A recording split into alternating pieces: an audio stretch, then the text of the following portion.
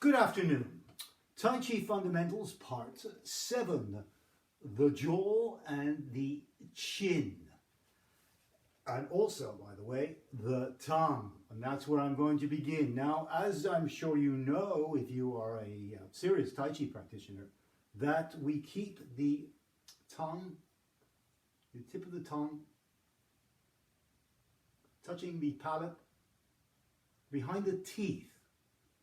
This closes a circuit. This is called the bridge, which closes the circuit of the microcosmic orbit, the water wheel, the circulation around the torso. I don't want to explain it more than that. If you're more deeply interested in that subject, do the research. As I mentioned, I think in my last video or one before that, when we practice standing and we practice Tai Chi form, we are indeed practicing the microcosmic orbit. It's not necessary to practice it independent of form practice and so on. You can do, of course. My teacher did. Anyway, so the tongue goes here. This is to close the circuit so the chi wheels around like this, revolves in a kind of a wheel fashion. Now, what that also does is it relaxes the jaw. Okay? Now, the jaw, if you observe yourself, you will see that there's usually a great deal of tension here. It's one of the places of the body we really need to work to get out that tension, okay? Because stress and all kinds of emotions can be locked here. So we have to release it. So this placing of the tongue helps to open the jaw and relax it. And this is going to free the chi and circulate the energy, okay? Very simple. So this is the first thing I would like to mention. So we have to do this. Now, my teacher, he said something about this subject with the tongue, which I found very interesting. He was not agreeing with the general consensus, which is that you place your tongue there with a muscular effort because the tongue is a muscle. His idea was you let it float up. You relax it, you're using your mind, and it will float up on its own.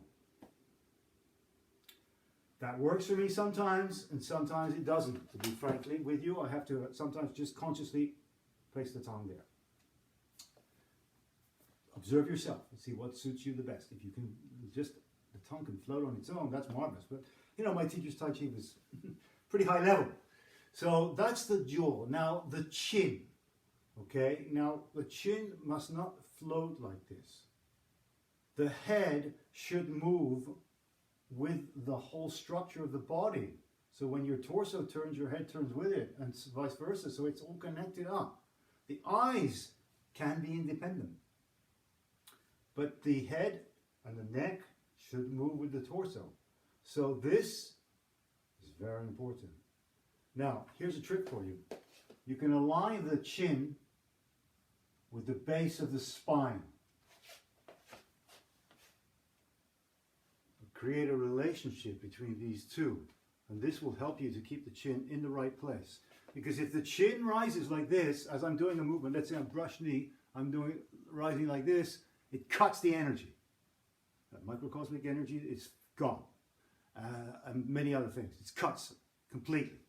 So when we're doing needle at the bottom of the sea, this is imperative.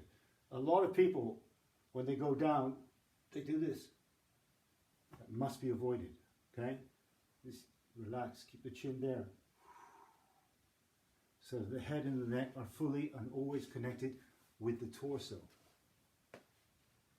And the chin stays here, doesn't go up and down, doesn't flow. Of course, it's not rigid, we don't hold it rigid, but it's there. Soft, but held in place structurally. Okay, those things here, the relaxing of the jaw, control, don't like that word, but the connection, let's say, of the chin with the spine and other parts of the body, you could move it with this line too. These are important and imperative connections, and they will help your Tai Chi practice. I think so. So give them a try. And I'll be back soon with some more tips on fundamental structure of Tai Chi Chuan. If you like what you hear, please give me a thumbs up or subscribe. Do appreciate those things. Thank you.